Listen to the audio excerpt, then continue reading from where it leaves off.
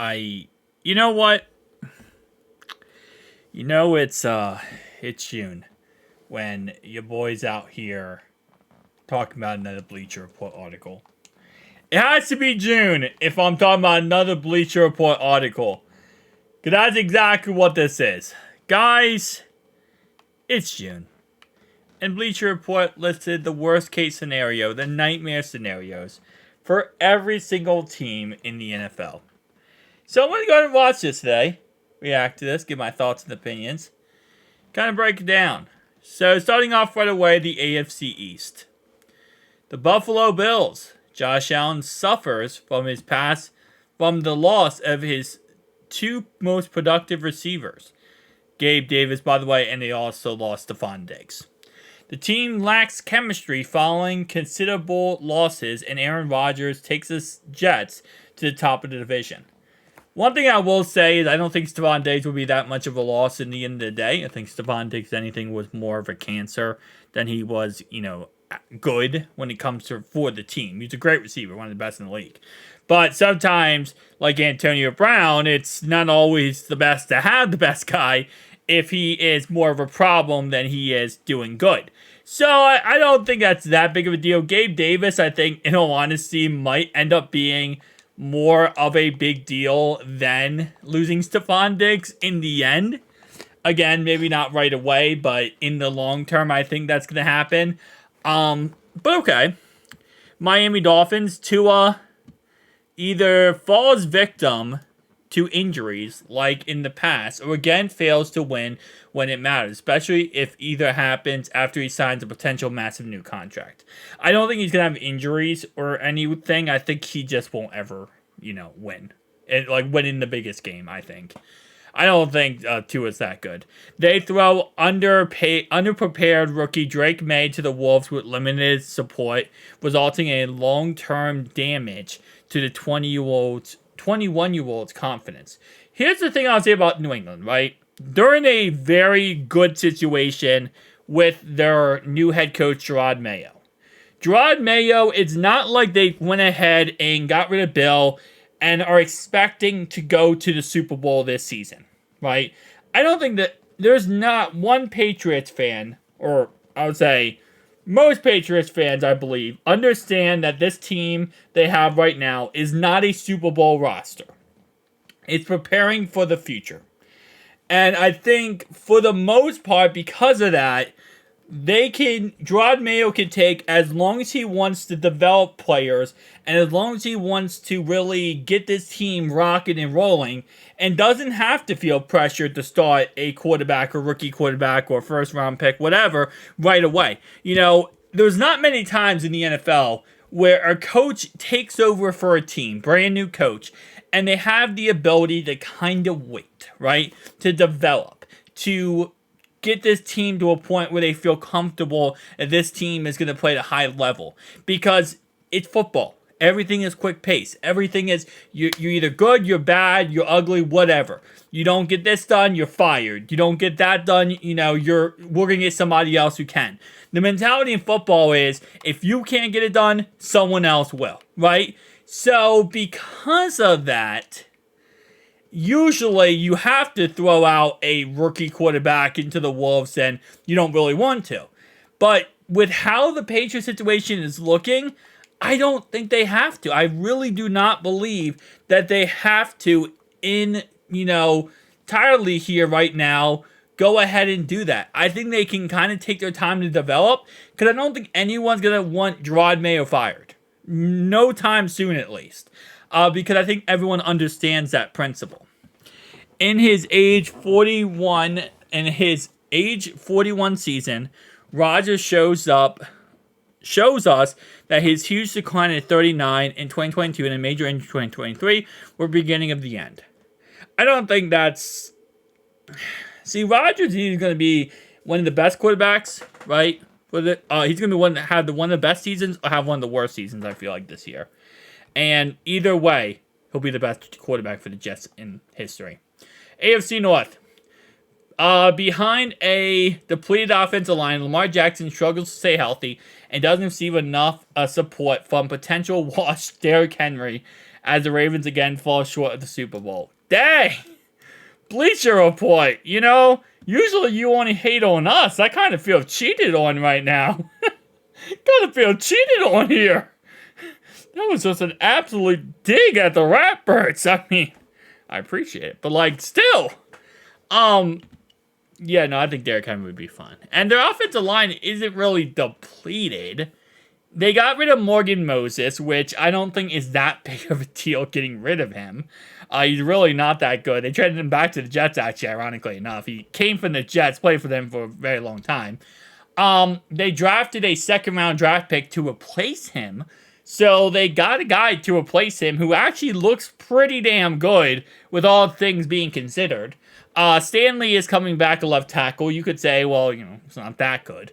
They did lose Zeitler, which I think could be definitely a huge loss, but Ben Cleveland will take over there.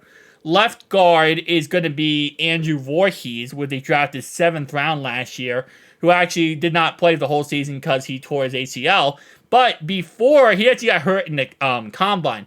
But before he got hurt, he was considered to be a second-round draft pick. Second, third-round draft pick. They also got that 6'7" Hawaiian dude, Lefeu, whatever. They have him too. They got Tyler Lindenbaum at center. I don't think their line sucks. I think their line is definitely not the greatest, but I don't think their line is going to be awful. And I don't know if I say Derrick Henry's washed. He's older. He's definitely older, but I don't know if I 100% go that far. Following more offensive line shuffling, Joe Burrow has been sacked 148 times in 52 regular season games, and twice landed on IR. Again, fails to stay healthy enough to help the team make a run. Oh, I hate it when these news sites do not understand what they're saying. Okay, let's break this down, okay? It's one of the best offensive lines Joe has ever had, right? So, that's going to be a huge factor. Number 2. He does get sacked a lot because of his own play style. And I think that's something we don't really take in consideration with Joe. Joe will hold the ball too long. He'll hold the ball too long. He does it on purpose because he wants a guy to get open and he wants to make a big play. Okay, that's just how Joe Burrow plays. That's number 2. Number 3, he's had one of the worst offensive lines in his rookie season. That's why he got hurt. Last season, people are over-exaggerating this injury. He's not injury prone because he got hurt last season. Last season was an injury that no quarterback has ever suffered in human history. And the only reason it happened is a random 1 in a billion injury that happens to quarterback, but every other offensive lineman, defensive lineman, it does happen to. It's a torn ligament in his wrist, okay? Is a very freak incident. That's all it is. It's not injury prone. You could say the offensive line would struggle, okay. But to say that he's gonna get hurt, I mean, I feel like you're just playing the fiddle here, man. You're just doing the same. Oh, that's like the age-old thing they hit Joe with. Come on now. I would say you're better than that, Bleacher Report, but you're not. Cleveland, the well-paid Deshaun Watson. I mean, are you gonna take him out to dinner first before you finish, giving him massages, Bleacher Report? Dang, already the only positive thing I've read today so far is the well-paid. Okay. Who has just started just 12 games since the end of 2020, was really unimpressive in most of those outings. Failed to remain his magic from 2017 and 2020 in Houston. Wait, hang on. Who has started just 12 games? Okay, so you're saying he's not going to be that good this year. Okay, so you, give this man his freaking happy ending and then said you're not going to be good. All right, Russell Wilson proves he's toast while Justin Fields proves he's a bust. But the defense remains good enough to keep them out of a portion of round 1. Wait, so you're saying both the quarterbacks is trash, which I'm not saying I agree, but I understand. But defense remains good enough to keep them out of the top portion of round 1. Okay. AFC South. Texans. 2 words. Sophomore slumps. Okay. Colts, a scenario in which they again win just enough to lose out on a significant draft capital without getting a proper feel for what Anthony Richardson could bring to the table. I don't. I think that's very realistic, to be honest. Usually I don't agree with Bleacher Report. I think that's somewhat realistic. They could go like maybe 10-7, miss the playoffs, and be kind of on that fringe. But again, I think that's okay, because I feel like with the Colts, all they want this season is to see what they have for the future. So I don't think it's that big of a deal if they don't make the playoffs. I mean, they want to, obviously, but I think as long as they see progress and a path forward, I think that's what they want. So I don't think the Colts are going to go out there and think that they're going to win a Super Bowl. They want to see that they have the guy. So, okay. Another non-elite year for Trevor Lawrence, either as a premium rate on the brink of an offseason, or the Jags will have to make huge financial calls on his future. See, you know what's funny? This is the nightmare scenario for them. This is actually the best scenario for the Jags. The nightmare scenario for the Jags would be Trevor Lawrence goes out there and has a good but mediocre season, where he looks good, but he just isn't good enough. And, you're kind of like, should we give him a huge contract? Should we not? Like, you don't know what to do, right? That's the worst. That's the worst case scenario. Because in the end, then, you just got to pay the guy, right? You got to pay him and give him all his money and just kind of move on with your life. But if he has an awful season, that's the best case scenario. Because, number one, you can get him for a low contract and sign him for the future for pretty much nothing. Or you draft somebody else. You move on. You hit free agency. This is the best case scenario for the Jags. If he has a bad year, you'd say, okay, moving on. If he has a good but not great year, and you're like, I kind of don't know what I'm doing, that's a worst case scenario. So another non-elite year is amazing for the Jags here. They don't want him. You either want Trevor Lawrence this year to look like the best quarterback or the worst quarterback if you're the Jags here. Scenario in which they win just enough to lose out a significant draft capital without getting a strong indication that Will Levis is the future at quarterback. I think that's going to be tough to manage. How do you win enough to not see him as the future quarterback? You got rid of Derrick Henry, so your offense no longer is going to be a run-first offense. You got Brian Callahan, who is more of a pass-heavy head coach. You got Tony Pollard in the backfield, who's more a receiving back than a pure running back. So I don't see these things contradict each other. Like, you can't have your cake and eat it too. This doesn't make sense. This really does not make sense how you worded this Bleacher Report. Because you can't have a great you can't be like, you know what? We went 9-8, but we don't know if that's our quarterback who did it. Unless your defense does everything, you're kind of having an indication. And then again, this goes back to the Colts scenario. They're coming off an awful year. If you go out there and play good football, you're probably looking pretty dang good there. AFC West, Denver Broncos, accidentally or not, they again somehow post a 500-ish record and cost themselves tons of draft capital in a rebuild. Honestly, I think that's fine for them. They just want to figure out the quarterback situation with either Bo Nix or who else they go with, so I think that's fine. Anything short of a deep playoff run or injury to Patrick Mahomes. You guys really tried for that one, huh? Used the whole budget for that prediction. Devontae Adams continued to decline, too young. Okay, Devontae Adams is like 31, 32 years old, man. Come on now. Like, at some point, he's going to take a decline. Let's just be honest. Jim Harbaugh and Justin Herbert don't jive, and a bad defense doesn't save a team. They may be getting low on patience. First off, I don't think you understand how Jim Harbaugh operates. If that first sentence there doesn't work out, Justin Herbert is being traded. Jim Harbaugh's going to trade Justin Herbert for like 3 first-round picks and a package deal. Like, if it doesn't work out, I think it's actually for the best for the Chargers there, because they're about to go get themselves a freaking package. Alright, NFC. Dak Prescott again gets them to the playoffs and again falls on his face, leaving Dallas without a quarterback or substantial draft capital next season. Then you don't have to pay Dak Prescott. and you use that money to get a quarterback in free agency or the draft.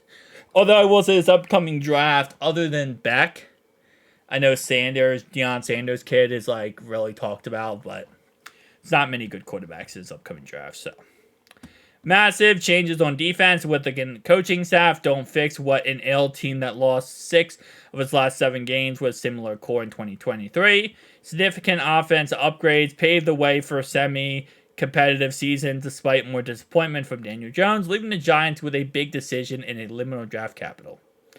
And then the Commanders, most would have agreed this is a reset year, so there isn't really a nightmare scenario unless Jane Daniels has a poor rookie season or suffers an injury.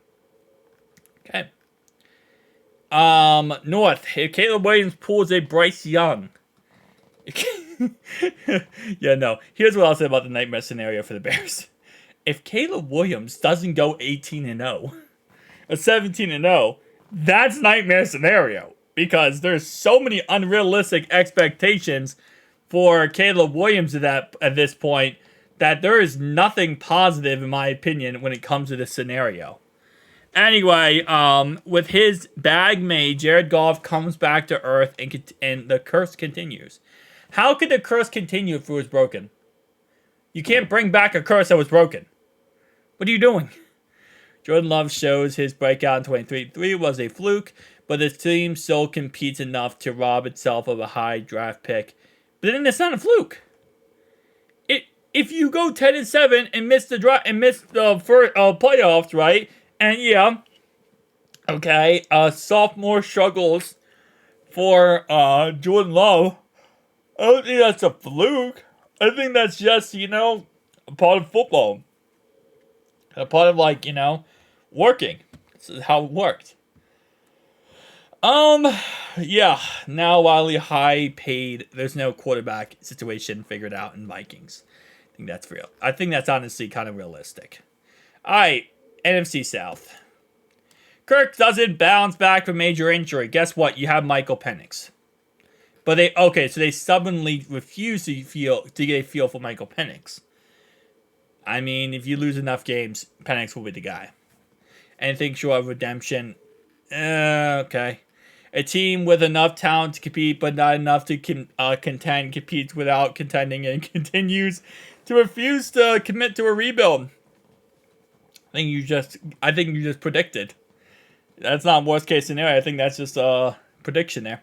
Reveals his breakout 2023 campaign was arguably okay. Yeah, I think that's not nightmare. I think that's just realistic. All right, 49ers. Brock Purdy finally comes back to earth in the regular season rather than the playoffs. There's no clarity at quarterback. I think this will actually be true. The Seahawks won. 49ers probably won true as well. Yup. Yeah. Guys, tell me down below your thoughts and opinions. It's going to be a fun year. I'll see you guys in the next one.